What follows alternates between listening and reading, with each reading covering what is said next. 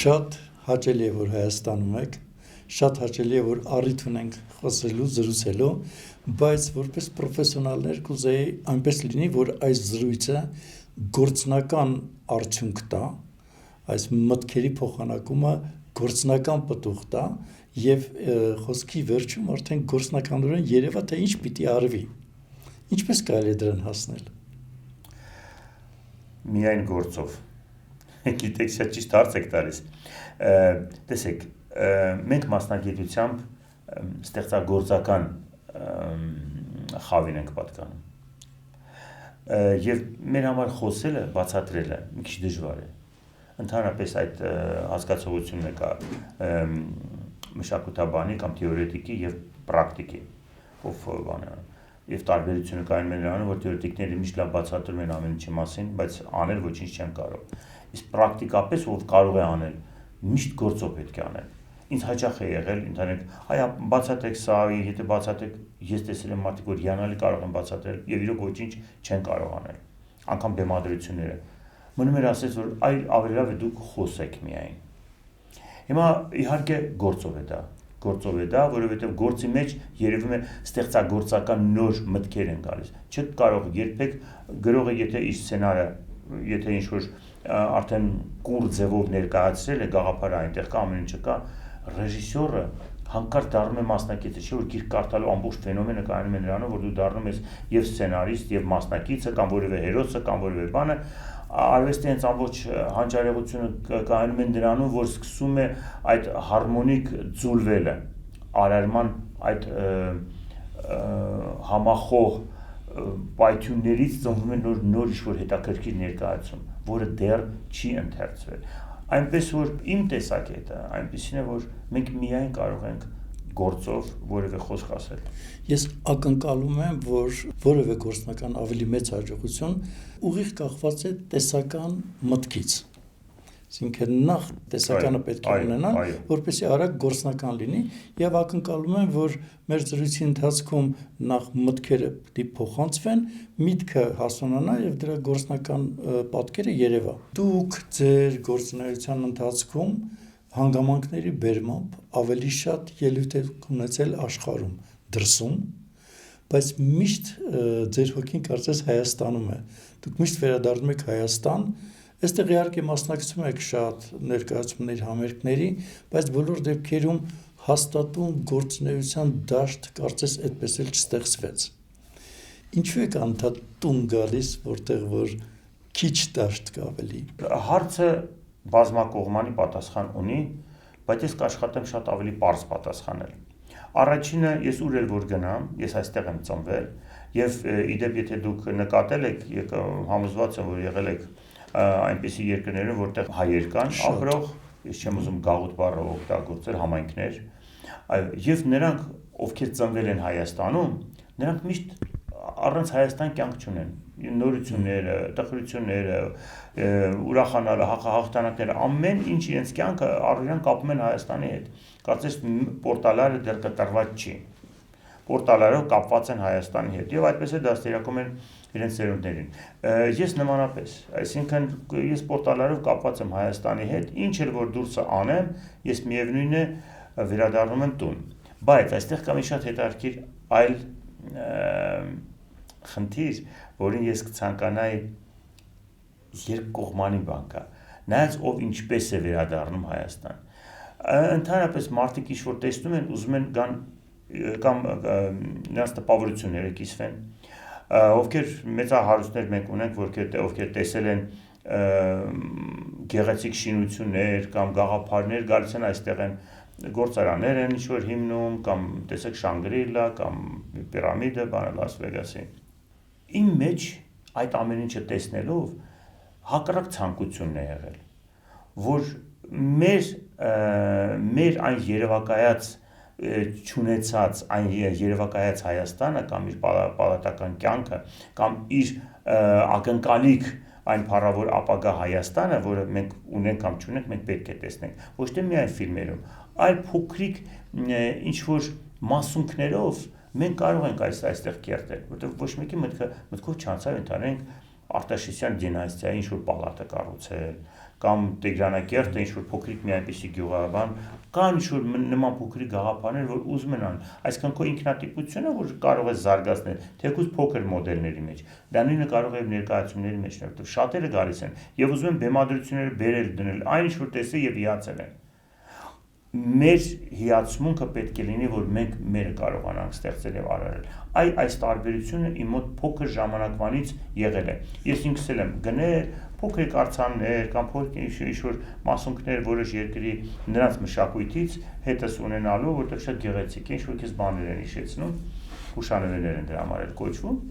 բայց իրականությունը կայանում է նրանում, որ այդ անմեղ, այդ մանկական ցանկությունը, որ ուզում ես քո երկրում էլ դա լինի, ուզում ես քո երկիրն էլ այդպես ծաղկի, դա մի քիչ վտանգավոր իր տակը բան ունի, արմատներ ունի, որ դրանից հետո մենք վերանում ենք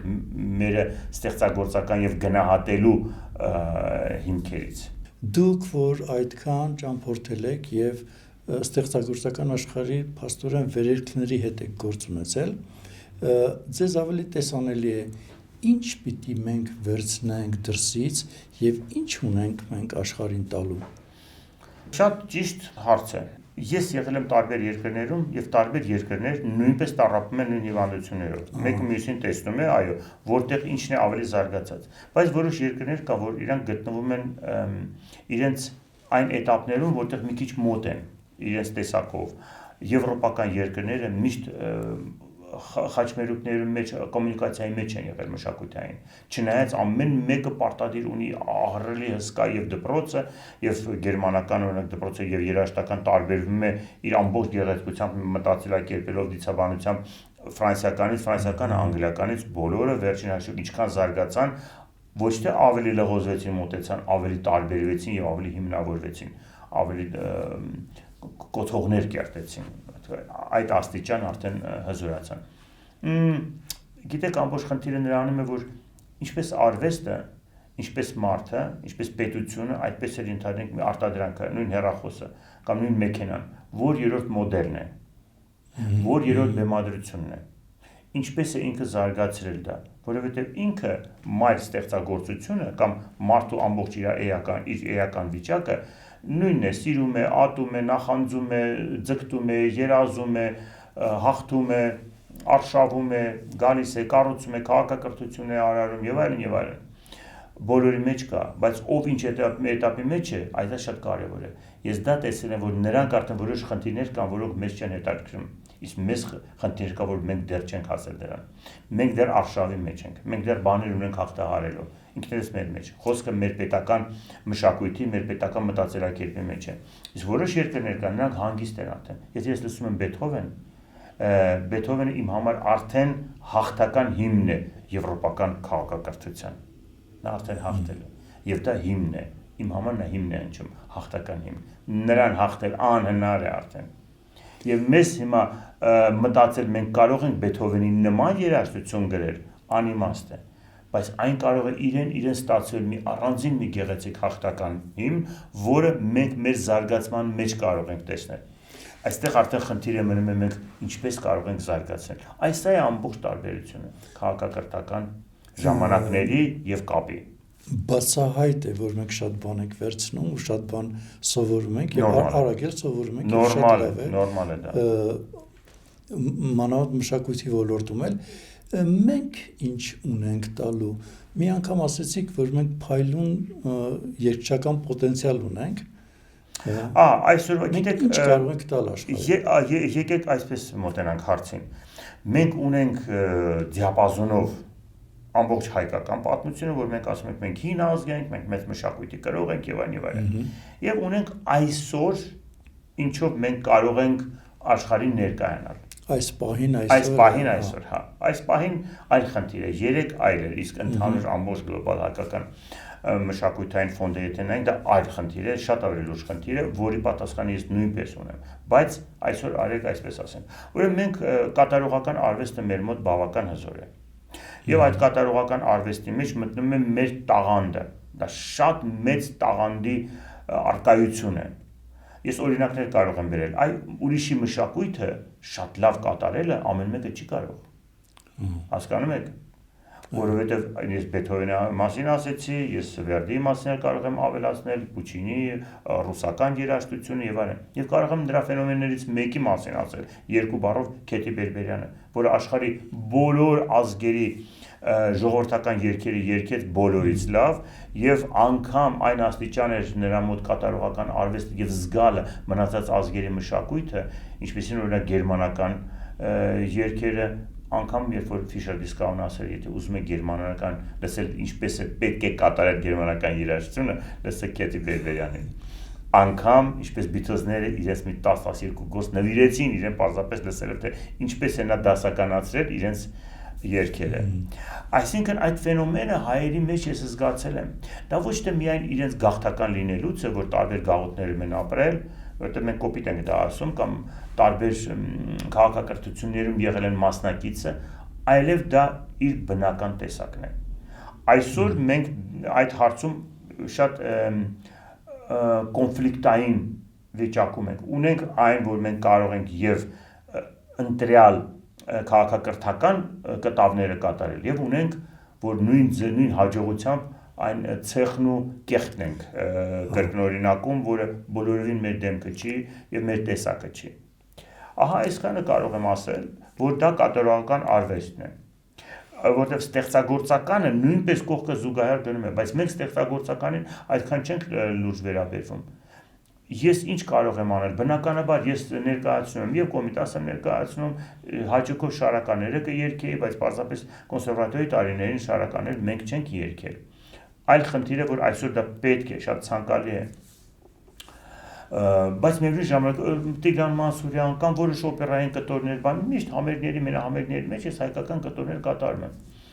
Չեմ կարող ասել, որ դա պարտադիր է, կարևոր է կամ մեծ ռեզոնանս ունի, բայց այո, իր ռեզոնանս ունի։ Մենք ունենք լավ կոմպոզիտորներ, որոնք լավ կլինեն, որ կատարեն, բայց ավելի շատ պետք է տալ մեր կոմպոզիտորներին հնարավորություն, որպեսզի նրանք դատարկվեն։ Սա շատ կարևոր բան է։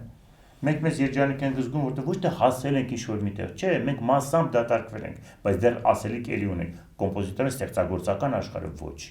դեռ դատարկված չի, այս ասպարեզում մենք պետք է շատ լուրջ վերաբերմունք ցուցաբերենք։ Մի բան պարզ է, որ ստեղծագործական աշխատանքը բոլոր դեպքերում պետք է կազմակերպվի։ Այո։ Որտեվ կա այն մտայնությունը, որ արվեստը պիտի ազատ լինի, բայց որպես պրոֆեսիոնալներ ավելի շատ երևում է, որ կազմակերպված գործունեությունը շատ ավելի լավ է նպատակին հասցնում, քան թե տարերային գործունեությունը ազատության անվան տակ։ Հիմա մեր մշակույթի դաշտը ի վերջո ովքեր պիտի կառավարեն, քաղաքական գործիչը թե մշակութային գործիչը։ Տեսեք, շատ հետաքրքիր հարց եք տալիս եւ մեկը առանց մյուսի գոյություն ունենալ չի կարող։ Տեսեք, հասարակ մի բան, երբ որ մարդուն տալիս ես ազատություն, բանական մարդու մասին է խոսքը, Homo sapiens, նա սկսում է կարգավորել իր կյանքը։ Երբ որ նրան դնում ես կարգավորված ինչ-որ համակարգի մեջ, նա սկսում է ձգտել ազատություն։ Ազատության, այո։ Հիմա, որպեսզի մենք կարողանանք այս երկու հասկացողությունները իրար չխանգարեն, իրար չուտեն, չոչնչացնեն, դրա համար այստեղ այն հարցը, որ ովքեր պետք է կառավարեն, այս հարցի հիանալի պատասխանը գիտեք որն է։ Արվեստը նրանն է, ով սիրում է նա, ով հասկանում է։ Եվ կառավարիչը, երբ որ ինքը եթե անգամ ստեղծագործող չի, նա սիրում է, նա մեծ հաճույքով դա կանի, որովհետև իր սիրելով նա նույնպես կայանում է։ Օրինակ տեսեք, հանդիսատեսի մեջ մենք առանց հանդիսատես ոչ թե մեզ փառքն է պետք ապահովությունները, բայց մեր կայացման մի մասը նրա գնահատականն է։ Մենք առանց հանդիսատեսի անգամ մեկ հոգին է բավական։ Եթե մի հոգի գա մի որևէ արժեք տա, որևէ նկարիչից իր արժեքով հարաբերական է, այդ երկրի չափանիշներով իր արժեքով որևէ գործ կնի, այդ նկարիչը կարող է 1 տարի երջանիկ լինի, یا էլի ստեղծագործի եւ այսինքն գնահատված կլինի։ Ինչ վերաբերվում է ուրեմն նախարարություն հասկացողությանը, այո, նախարարությունը պետք է ապահովի ոչ թե միայն օգնի ստեղծագործական կոլեկտիվներին, այլ պետական մտածելակերպ այստեղ պետք է լինի հետեւյալը, չէ՞ որ մենք ապրում ենք էվոլյուցիոն կյանքով, զարգացման մեջ ենք միշտ։ Անընդհատ է։ Ուրեմն պետությունը պետք է մտածի պետական զարգացման մասին, մշակույթի գործիչները այնպիսի աչք եւ հոտառություն ունեն կամ զգայարաններ 6-րդ զգայարանը տրված է մշակույթի գործիչներին ստեղծագործական մասին բնականաբար եւ ստեղծագործականը եթե այսօր մենք այս խոսքը չունենք մենք ուրիշ դարի որևէ խոսք ենք վերցնում եւ այսօրվա աշխարհընկալմամբ ենք այն բեմադրում կամ այն ներկայացնում մենք անպայման այն խնդիրները լուծում ենք այդ process-ներով զարգացման process-ներով բնականաբար պետք են կառավարման համար մարդիկ ովքեր սիրում են այլ ոչ թե մշակութաբաներ են կամ ոչ թե թեորետիկներ են որոնք գիտեն բայց չեն կարող սիրող մարդը շատ ավելի բարդ է, շատ ավելի հասարակ է եւ շատ ավելի գնահատող է։ Առանց այդ գնահատականների մենք չենք կարող զարգանալ։ Բնականաբար այստեղ արդեն որակը այլ կլինի, այլ գնահատված կլինի եւ ոչ թե ձևական գնահատված, որովհետեւ ձևական գնահատվածի հետ մենք շատ ենք առնչվել։ Դա շատ է, չափազանց է եւ բոլորին թվում է թե ինչքան massայական եղավ, ժողովուրդը ընդունում է, գիտեք, մենք կարող ենք խաղալ ժողովրդավարություն։ Մենք կարող ենք ժողովրդին սիրել, պաշտել, դա մեր ազգն է, մենք ինքներս մեզ ենք սիրում, պաշտում, քանի որ մենք ինքներս այս ժողովրդի մեր ազգի ներկայացուցիչներն ենք։ Բայց մենք չպետք է կեղծենք Այսպես թե այնպես էլիտար արվեստը շատ քչերի համար է, որքան շատ է հայտնի այդ մարդը, այնքան ցածր է արվեստը, ժողովուրդը մեղավոր չի։ Բոլոր ժամանակներում, բոլոր կառավարական մեխանիզմները աշխատել են ժողովրդին բարձրացնել դեպի էլիտար արվեստ, այսինքն էլիտար նկատի ունեմ դեպի աստվածային գաղափարներ, դեպի այն հավերժականը, որի համար ժողովուրդը մարդ արարածը ծնվել է եւ ծառայում է դրա համար, որ հավերժության մեջ ապրի։ Բոլոր դեպքերում որպես ռեժիսոր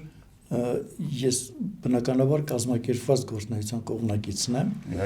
եւ մշակութային դաշտում երկու պարադոքսալ վիճակ կա։ Ստեղծողը արվեստագետն է, ղեկավարողը, կառավարողը, ընթացք տվողը պետական գործիչն է։ Բայց մենք հասկանում ենք, բոլորն են հասկանում, որ պիտի համագործակցեն, բայց տեղի չի ունենում այդ համագործակցությունը։ Հիմա ինչ անենք, ում դիմենք, ով պիտի այդ լուծում առաջարկի։ Հիմա մենք արվեստագետները սկսենք, ասենք, որ պետությունը չի անում, պետությունը ասի արվեստագետները չի անում, որովհետև նա ուզում է ղեկավարել, մենք չենք ուզում ղեկավարվել, մենք ուզում ենք ստեղծագործել։ Ինչպես անենք, ինչ առաջարկենք, ով պիտի լուծումը տա։ Ես շատ լավ հասկացա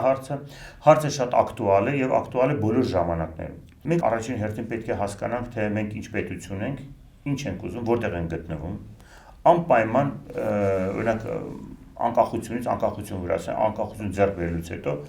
գիտեք անկախություն հասկացողությունը կարելի է եւ գաղութում անկախ լինել, կարելի է եւ անկախության մեջ կաշկանդված այո կախված ես, դու կախված ես քո հիվանդություններից, այսինքն ագահությունը նույնպես կախվածություն է, սիրահարվածությունը նույնպես կախվածություն է, պաշտոնի ձգտելը նույնպես կախվածություն է, դրանք բոլորն էլ հիվանդություններ են, բայց կա առողջ կոնցեպտուալ մտածելակերպ Ինչն է Հայաստանը, ինչն է ազատ անկախ Հայաստանը։ Սովետական Հայաստանը գիտենք, եւ սովետական Հայաստանը անկախ ամեն ինչից դա ստրկատիրական մոդել էր թե ոչ, մի կողմ դնենք։ Ինչու է ստեղծված այդ հասարակություն եւ ինչու այն պայթեց, որտեղ կար խաբեություն, կոմունիզմի ձգտելը եւ տեսան, որ այս ճանապարհով մենք կոմունիզմի չեն կարող հասնել, քանի որ գնալով սնանկանում ենք։ Բայց քանի որ գիտական ամբողջ ֆոնդը էլիտար էր, մենք զարգանում էինք, այնպես որ մենք ունենք շատ մեծ նախադրյալներ մեր կյանքը շարունակելու կրթական ֆոնդ ունենալու։ Հիմա ինչ է իրենց ներկայացնում ազատ անկախ Հայաստանը, որն է Homo Armenicus-ը, իսկ այնպես Homo sapiens-ն է, բանական հայը, որն է, որը կկարողանա իր պետականությունը վերջապես ազատ անկախ ձևով ձևավորել Այստեղ մի փոքրիկ օրինակ կարող եմ բերել, ես հաճախ եմ այդ օրինակը բերում, որ տեսեք, ասեմ, կան հանճարներ եւ կան հանճարեղ կառավարիչներ։ Կառավարիչը ինքը մտածում է երկրի կառավարման համակարգի մասին, ինչպես կառավարի, ինչպես արժեքները ճիշտ դասավորի, ուժերն են, զարգացումն է, մշակույթն է եւ այլն բոլոր խնդիրները։ Հանճարներին չի հետաքրքրում այդ ամենը։ Նրանք կառավարել չեն ուզում, որտեղ նրանք արդեն աստվածային են։ Նրանք արդեն արարող են։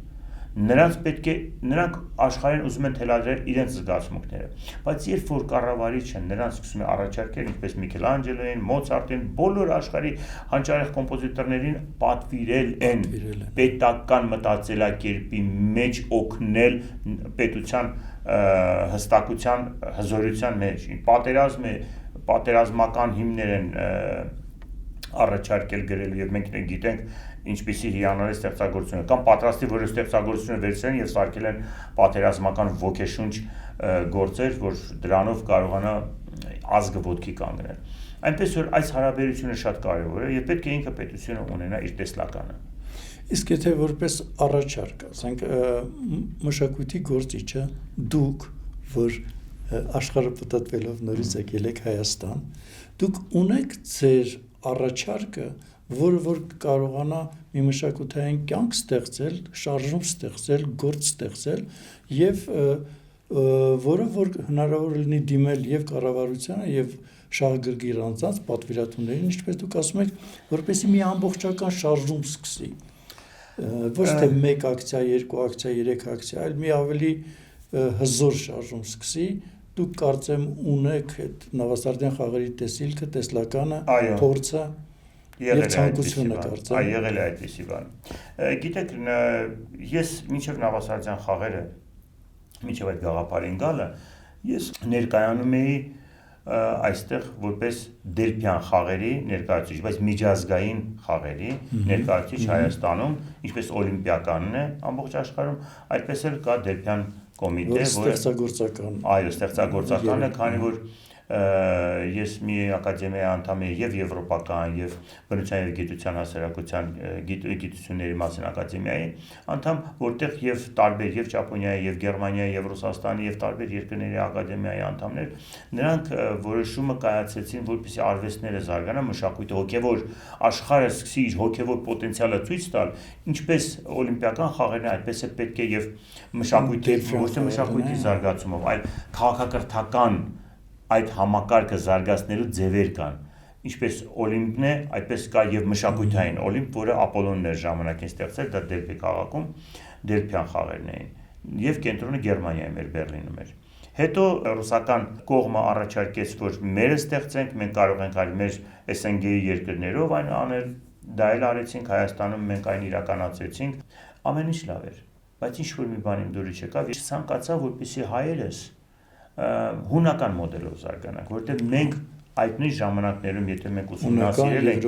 ունեցել ենք հունական մինչև Ապոլոնի խաղերը, այսինքն Ապոլոնը կոչվում էր առանկուլ եւ ինչու, որպես նա հաղթել էր Պիտոն, մենք Պիտոն ենք ասում, այսինքն օծի խորհրդանիշը դա եւ միհրական հաղթած օծն, այսինքն դա տեսնող աչքն է, փիլիսոփայությունն է եւ այլն, եւ Ապոլոնի տաճարում գրված է ճանաչիր ինքդ քեզ եւ կճանաչես էությունը Աստծո, որտեղ հենց էտարն է հայկական էն էր։ Իսկ հետ գնալով մենք տեսնում ենք, որ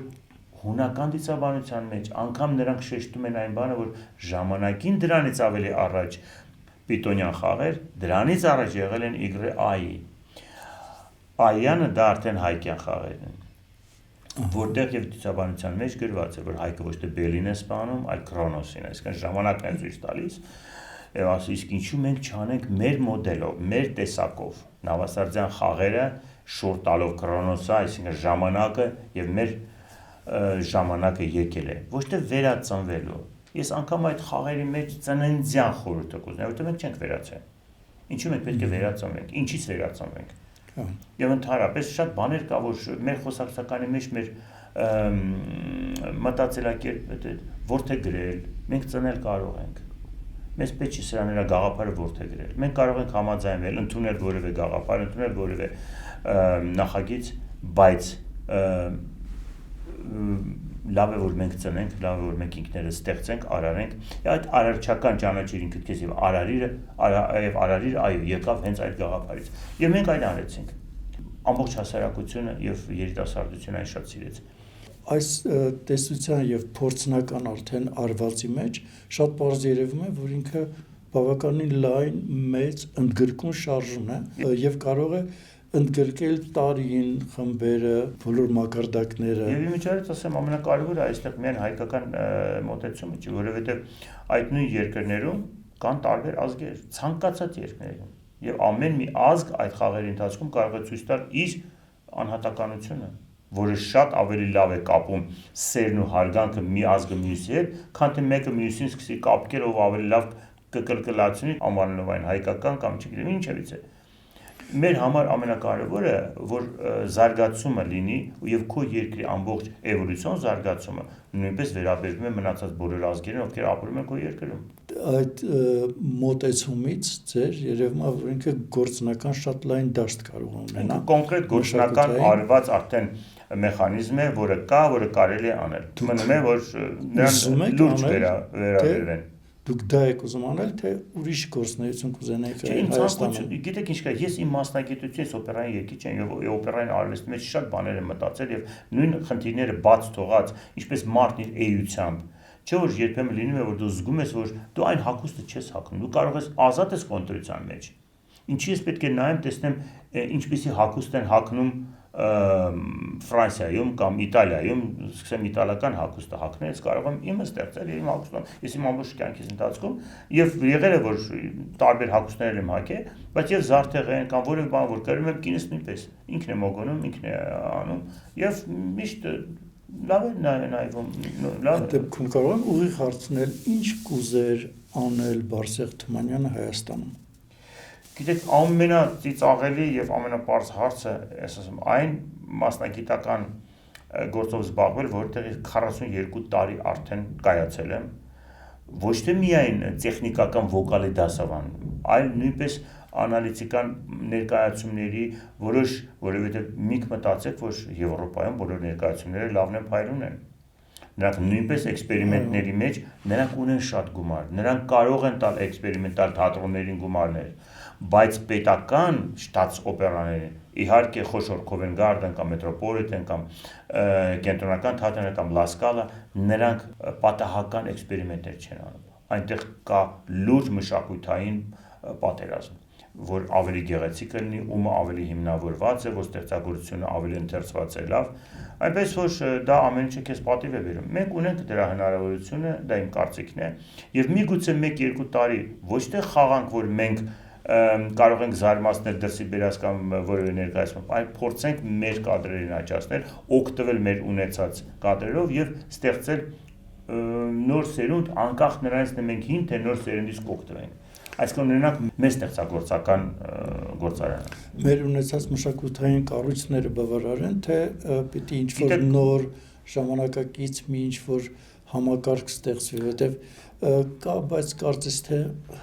հինը։ Տեսեք, ես դրա մեջ, ես այդ ամենը անցել եմ։ Ես որ գարվեստով նույնպես զբաղվել եմ, չէ։ Կա հին դպրոց, հին մտածելակերպ, որը տարիք չունի, որը նայած ինչպես է ընկալել եւ կա ստեղծագործական, որ հենց փոքր ժամանակվանից ավանգարդ նոր մտածելակերպով է ապրել։ Եվ կա որ մեծ տարիքով մարդ է, նա միշտ է ավանգարդ մտածելակերպով ապրել եւ նրան ոչինչով չես կարող այդ դպրոցը, այդ հայեցակարգը նրան թելադրել։ Այնպես որ հիմնականում մարդիկ, ովքեր կրթվել են սովետական ժամանակում, շատերը դպրոցների այդ քառակուսի ուսման զոհերն են դառնում։ Մեջն է, որտեղ վախ կա նոր խոսք ասելու, որտեղ միգուցե քննադատության կենթարկվեն։ Քննադատ են նրանց, հասկանում եք։ Եվ վախ թե պայմաններ։ Վախ, իհարկե, քննադատություն շատ-շատերն են վախենում։ Բայց մեր մոտ պետք է ասեմ, որ եւ երաժշտական առումով, եւ արվեստի շատ ճյուղերում մենք ունեցել ենք շատ փայլուն գործիչներ եւ այդ հանդուգն քայլերը մեր մոտ արվել են։ Չպետք է վախենալ, իհարկե պետք է անել, բայց այն պետք է իրոք լիարժեք հիմնավորված լինի։ Ցանկացած նոր խոսք, այն պետք է հիմնավորված լինի։ Այն պետք է ձևական չլինի, մաքիաժ չլինի, ինչ որ քողարկված լինի էֆեկտներով, չէ, այն պետք է ավելի կամ եթե ավելի խորն ես ասում, ավելի հետաքրքիր խոսք ունես ասելու, այո։ Այդպես է ամբողջ Եվրոպայում նույնն է։ Սկզբից շատ հնարավոր որ լինեն քննադատություններ եւ այլն, բայց հետո տեսնում են որ չէ։ Սա այն նոր գալիս են այդ էսթետիկ, այդ աչքին, որ նոր սկսում են հասկանալ դա։ Բայց դա ամեն դեպքում ի սկզբանե երևում է որ դա մտածված գործ է, օթային չի։ Բոլոր դեպքերում պրոֆեսիոնալ դաշտը մտածված ու կազմակերպված մտածողություն է պահանջում։ Իհարկե։ Ամբողջ արդեն տարերային վիճակից դուրս գա։ Եվ մի ուղիղ հարց եմ ուզում տալ։ Ենթադրենք կա պայմաններ եւ կա ցանկություն Բարսեղ Թումանյանի ցանկությունը մշակութային դաշտում իրականացնել։ Դա ինչ է։ Ինչ է իրանց ներկայացնում եւ ինչով է պետք աճակցել, որ դուք կարողանաք իրականացնել ծրագիր։ Գիտեք ինչ կա, ծրագրերը կան, իրենք ծրագրեր կան, խնդիրը դա չէ, որ ծրագիրը իմն է թե ումն է։ Ովքեր որ ցանկանում են որոշ ծրագրեր իրականացնել, անում են, եւ դա շոուներ է ստացվում։ Մեր մոտ այն ժամանակ հենց ասում են գալեչկեք։ Ինչ-որ պետական մեծ շոու արեցին, որքանով է նա կրթական ֆոնդ, որտեղ այն վայրենությունը, այն ըմբոստությունը, որ մենք այսօր տեսնում ենք, դա գալիս է դա գիտությունից, որ մենք չենք կարողանում խոսք գտնել իրար մեջ, փառամոլությունը, ինչը ամեն անգամ մենք պետք է ասենք չարի վերջը ինչ է, կամ Շեքսպիրյան Ռիչարդ III-ը կարդացել եք թե չէ, այսօր ինչ վիճակներում են այն մարդիկ, ովքեր պարզապես փուչիկ դարձան այն բանից հետո, որ ռեալ փողեր ունենալով հանկարծ դու դատարկություն ես։ Բանից պարզվում է, որ իրոք մարդու պատիվը շատ թանկ բան է։ Շատ։ Իրոք ուրեմն դա գոյություն ունի, ուրեմն արվեստը չի մահանում, ուրեմն թատրոնը պետք է, ուրեմն օպերային թատրոնը նույնպես պետք է։ Մեզ նոր թատրոն պետք է, թե եղածները բավարար են։ Երևանը գիտեք, որոշ եղածներ կան, որոնք իհարկե լավ թիմ ունեն, որ աշխատում են եւ ունեն իրենց էքսպերիմենտալ շատ գեղեցիկ, շատ լուրջ ներկայացումներ, նրանք պետք է ապրեն իհարկե, բայց մեզ քանի որ կատարողական արվեստը օպերային ասպարեզում զարգանում է, կամա թե ակամա, գիտեք, դա անկախ բեզանից է լինում։ Լավ կլիներ, որ մենք երկրորդ բեմեր ունենայինք։ Այդ չեմ ասում երրորդ էլ, այսինքն Կիրովականներ ունենար կամ Արցախներ ունենար, դե եթե անգամ որոշ բեմեր ունենային ֆեստիվալային ինչ-որ ժամանակներով, որ հնարավորություն ունենա թատրոնը այնտեղ ոչ թե մեկ օրով, երկու օրով ներկայացում, այլ ինչ-որ երկարատև որոշ ժամանակ այնտեղ ներկայացումներ գնային կամ փառատոներ լինեին։ Օրինակ Գյումրիում կա փառատոնը կա, վերածննդի փառատոնը, Լորվա մարզում նույնպես պետք է։ Մենք ունենք Հովհաննես Թումանյան, որը քաղաքակրթական մի ահռելի երևույթ է, դրա շուրջ նույնպես կարելի է միջազգային նման մի բան անել։ Իսկ ինչ վերաբերում է մեր երկրորդ բեմի կարևորությանը, դա կարևոր է, որովհետև մենք չենք կարող այսօր աշխատող գործող, որոնք իրոք դեռ իրենցից ուժ են ներկայացնում եւ ունեն էսթետիկ այն ձիրքը, որ կարող են դեռ փոխանցել սերունդներին,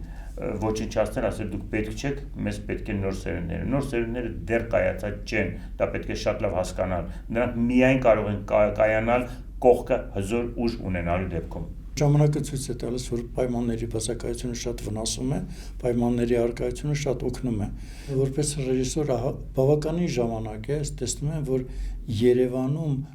նոր բեմը ժամանակակից, վերափոխվող,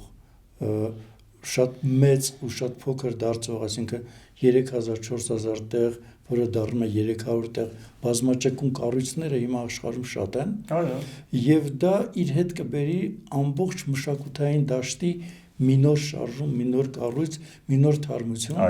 որը որ այսքան սովորելով, ավարտելով, զբաղվելուց հետո հետագայում պրոֆեսիոնալ դաշտ է պետք, եւ դա մի նոր կյանք կբերի, մի նոր շունչ կբերի, եւ ձեր նման մի բազմակողմանի արվեստի մասնագետը իսկապես կարող էր այդ տաճարը զարդարել նոր գործերով, նոր գործունեությամբ ընդհանրապես։ Լավ կլիներ, ինչ ասեմ, որովհետև մեր փրկությունը ես տեսնում եմ էվոլյուցիայի մեջ, ստեղծագործական շարժման մեջ։ Հայկական ֆենոմենը դրանում կարող է իր լուրջ դեմքն ունենալ եւ իր համար, առաջինը հենց մենք ինքներս մեզ համար։ Էլ չեմ ուզում ես մտածել նրա մասին, մեր աշխարհին կզարգացնենք թե չէ։ Շատ բաներով կարող ենք զարգացնել։ Արեք մենք կարողանանք մենք ինքներս մեզ հասկանանք, թե մենք ով ենք եւ արդյոք կարող ենք գոյատևել։ Ժամանակը կորոշի, դուք մնում եք Հայաստանում, թե էլի գնալու եք Չեզոքայանում։ Ես Հայաստանում եմ։ Կախված է նրանից, թե ինչպիսին կլինի մեր գործունեությունը, մեր հարաբերությունները տարբեր գաղափարների շուրջ, ինչ-որ, բայց մշտական աշխատանք քանի դեռ չունեմ, սպասողական վիճակը ես չեմ սիրում, ես աշխատող մարդ եմ, կերևա։ Դուք չեք համբերի այդքան։ Չէ, իհարկե, դա ամենասարսափելի բանն է առանց, ոչ թե առանց գործի, առանց ստեղծագործական կյանքի ապրելը։ Այո։ Ես կարծում եմ, որ զրույցի գործնական արդյունքը եղավ, եթե դուք անհատական կառույցներ, պետական կառույցներ, եթե մի օր կլսեն, որ կա այդ հնարավորությունը, կա այդ ցանկությունը, կա այդ դաշտը, թերևս ձեր մոտեցմանը կարձագանքեն։ Հուսանք։ Շնորհակալ եմ։ Հուսանք։ Աներիք շատ կա։ Շնորհակալություն զրույցի համար։ Ես եմ շնորհակալ։ Ու Աստված որ կարողանանք գործով շարունակել։